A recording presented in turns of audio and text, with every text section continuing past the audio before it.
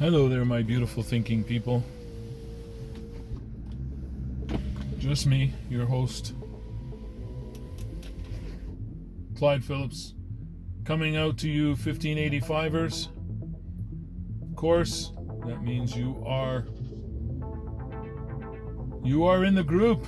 You are the bomb. You are the shiznit. And I'm going to go into a topic today that I think is essential for all of us to be able to take a quick look at and try to figure out what the heck is going on. So I got an amazing topic today. The topic is, what is a leader? And can you name one? There are a lot of self-proclaimed leaders, and there are leaders who are proclaimed by others to be that. But when the whole world is getting behind you, I would call that the kind of leader we all want and need. So I want you to mull over in your mind who you know of that is an actual leader. One whose principles are uncompromised. One whose virtues are set on a course to help humanity or the people around them to the best of their ability. Sorry, I haven't had my coffee yet. Enjoy yourself a coffee, guys. So we have some strongman leaders. We have some weak toast or milk toast leaders. And we have everything in between. But real leaders, there are very few. So what would you call, in your opinion, a good leader? Was it somebody who is like the absolute epitome of strength, gives in to no one, never, constantly exercises their right above everybody else's? Would a leader be someone who rules with compassion and listens to everyone's gripes and tries to figure out a way to give everybody what they want? Or would your kind of leader be someone who analyzes every situation and every conversation? Someone who thinks before they talk and comes up with thoughtful, very, very informative and to the point responses? Would your leader be one who looks at danger and says, okay, how am I going to tackle this? Is your leader the kind who looks at danger and thinks about how to best head it off at the pass? Without malicious intent. Doesn't mean some people aren't going to get hurt, but without malicious intent. Their whole process is to have the most positive outcome possible. Sometimes things will get out of hand. Do you want that leader to be able to handle that controversial, getting out of hand type situation? Or do you want that leader to go running for help, going, I don't know what to do? Do you want one that turns the other cheek all the time? So, okay, what am I saying? There's tons of leaders. Leaders are different to individuals across the board. Some people may agree on a specific type leader and others don't. So, earlier you heard me mention, but if you can be a leader that has the backing of people across the world, would that be a leader that you would be interested in following? Now, I couldn't do this properly without bringing up some names. So let me start with south of our border here in Canada. We have a leader by the name of Donald Trump. Donald Trump is the typical strongman, right? If it doesn't fall in his favor, he's not going to adhere to it. Period. even if that means falling on real hard times for the entire country, he'll stick to his guns. So in other words, he'll go down with the ship, or he'll take the ship down and not apologize. Because in his mind, nothing he does is wrong. If he thinks of it, it's the best. If he says it, it's the truth. That's one kind of leader, and it does serve many, many purposes. How about Duarte? Strongman leader, very strongman leader. Goes around killing people if they don't conform to his views. If they do things that he disagrees with, he'll just kill them. And I don't mean just disagreement like it's 10 o'clock, no, it's 9 o'clock. I'm talking about principles and thoughts that he holds dear, and you disagree with that, and you do things that show that you're on the other side. He has no problem killing you. How about a leader like Xi Jinping? Very soft-spoken, very reserved. I've never seen him get excited or upset.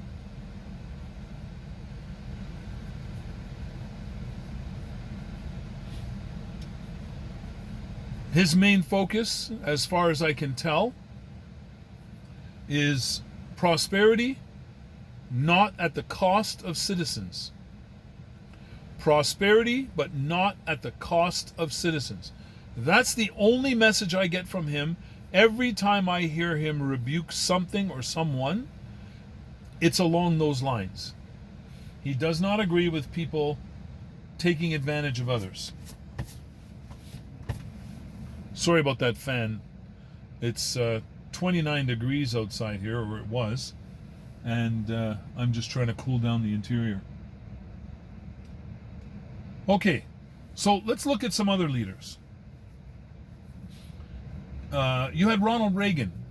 He was a B-rate actor, I believe, and he was chosen by the cabal, the people who were in power, the people who run things, as the President of the United States, because he had an appeal, and that appeal was going to get them what they want.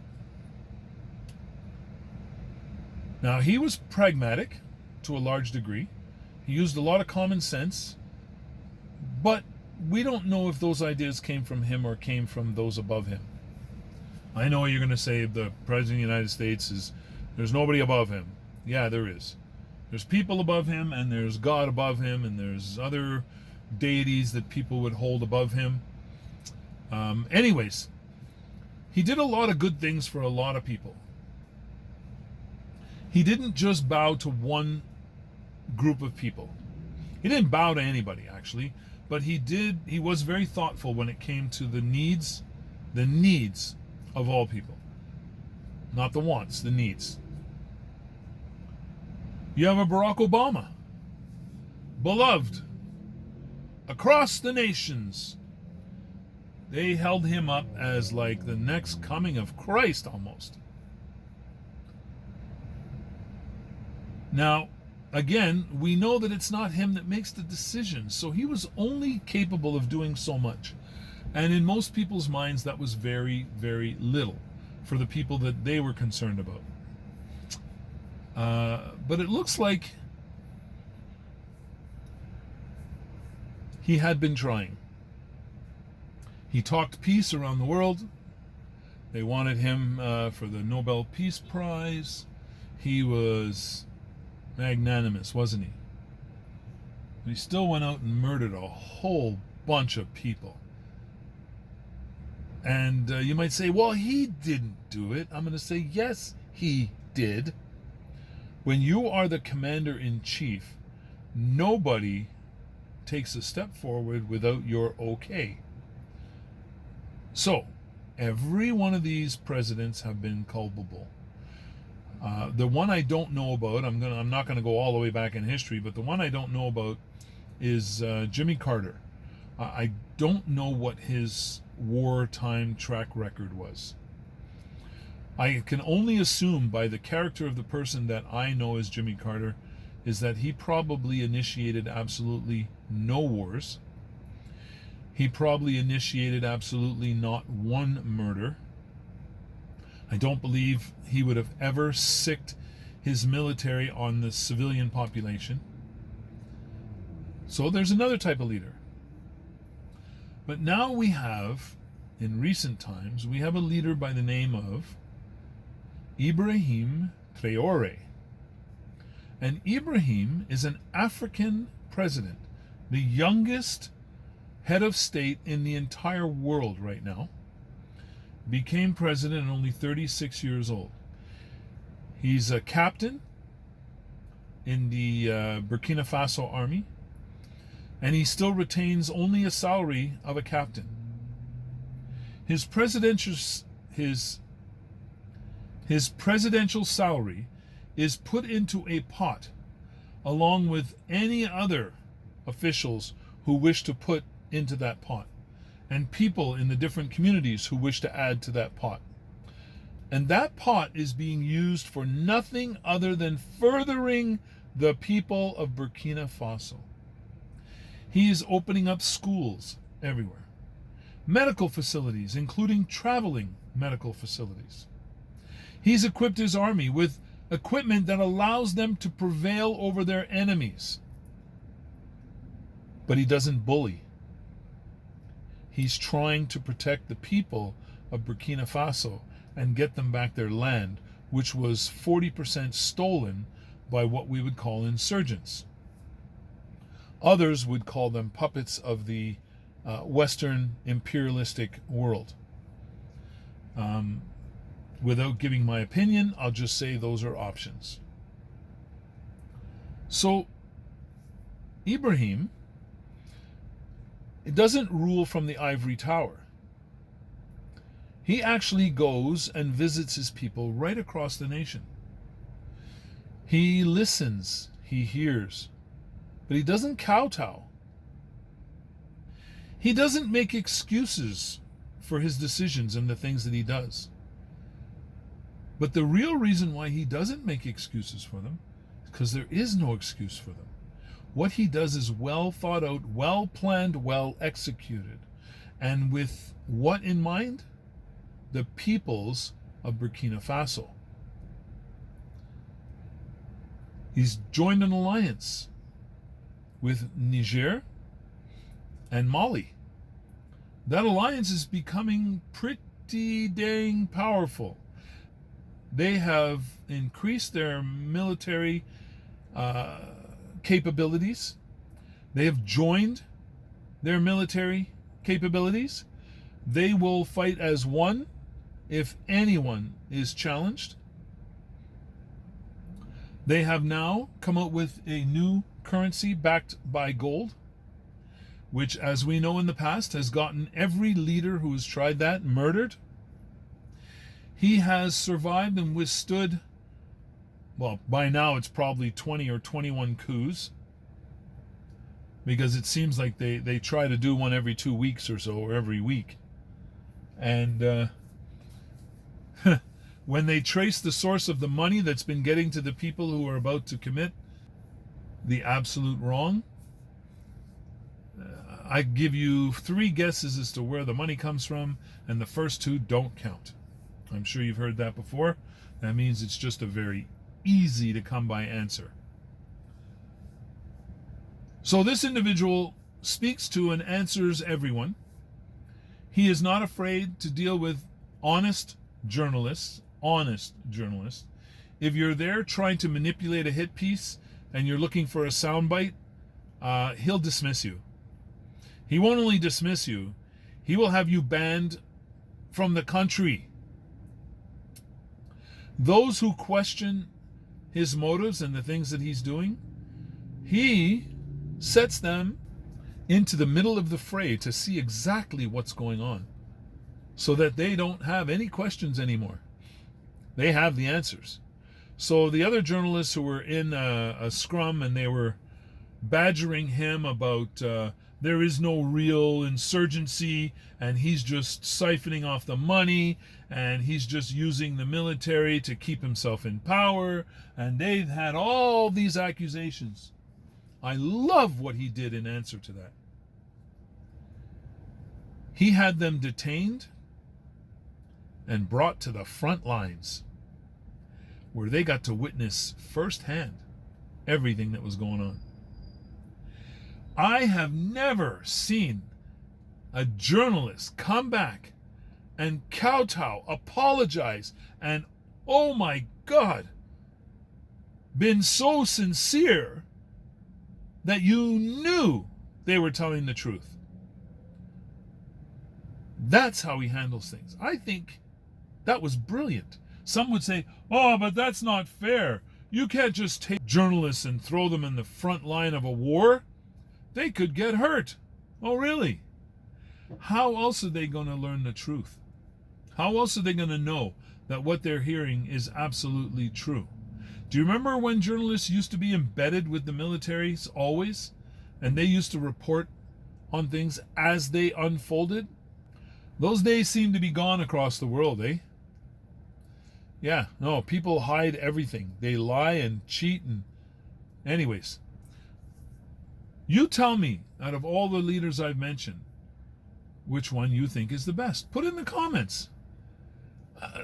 Attach an article. Show me a better leader than Ibrahim Traoré. Show me a politician that you can trust more than the people of Burkina Faso can trust Ibrahim. Or trust the president of Burkina Faso. Many African countries now are starting to see that what they've been doing for many, many years is not acceptable. Many of the leaders of African nations are slowly coming around with small little tidbits of offerings that show that at least they know that they've been on the wrong side of history. Sorry, folks, I'm going to say no. Don't even think it. Don't even think it. Pick your leader. And remember, in this game, when you pick that leader, that's it. You don't get a second shot. That leader becomes yours from then on until the end of it. Pick carefully. Here, I'm going to give you my opinion. Out of all the leaders I've seen and heard from, Ibrahim Traoré puts me in the most danger I could possibly imagine facing. I would still pick him. Because I would prefer to die for truth, honesty, and integrity than to die because somebody just didn't like the answer I gave, or didn't like the fact that I didn't support everything that they say. But that's me. You do you. Tell me what your opinion is. Which one do you pick and why? If there's a different one, please do. Give me as much information as you can on that individual and why they would be a good pick. And remember, take everything into consideration, because that's your pick for life. You don't get a second pick. It's like getting married, guys. You'll take a look at the leader you want, and once you've made a decision, there is no turning back. Whether you disagree with them or agree with them or half agree with them, no turning back. Anyways, I think you need to take a good close look at Ibrahim. Look him up, see what's going on, and be careful. There's a whole lot of garbage sites out there, and most of them aren't even talking negative about him, but they're just making up these dream stories, and I can tell. When I start listening to the story, I'm like, all right, this is an AI generated sob story, tearjerker. Yes, he's the greatest thing since sliced bread, and oh my God, you might as well put wings on him. He's an angel. Never mind the wings. He's the keeper of the winged angels. Like,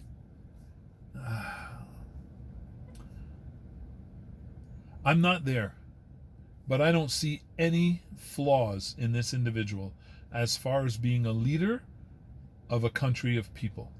I just think, wow, There's no better out there. All right? So, folks, take a look at that. Tell me what you think. But I'm going to add in here one more person. Not a world leader, but a person. And I want you to tell me your honest opinion about them. I continually look for evidence that this individual is a not good person. I look up everything I can. I haven't found what I'm looking for. Elon Musk, he was born in South Africa. His parents went to South Africa because they went to be a part of their family. And their grandparents were there setting the tone. Elon's grandfather, apparently, this is as much as I could find, was an integral part of the apartheid system. He came in the early parts of it, and he helped it to blossom into the nasty thing it had become. So when it comes to Elon's grandfather, I pull no punches.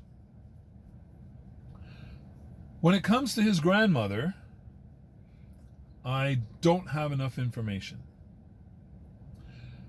When it comes to his father had some good opinions of the South African way of life and the opportunities it afforded.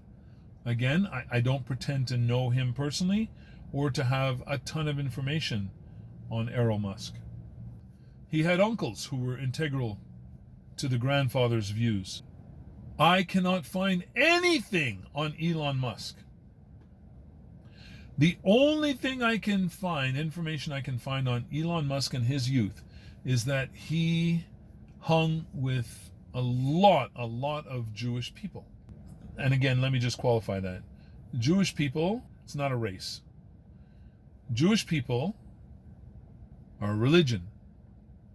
If you follow Judaism, people will call you Jewish. So, we're not talking about a race of people. We're just talking about a religious group of people. And Elon Musk found whatever he was looking for with them. Okay? That's fine. That's his opinion. I have not found anywhere that says he was part of apartheid, that he approved of apartheid, that he did or said things when he was young growing up that would be considered racially offensive. If you have something that's real, send it to me.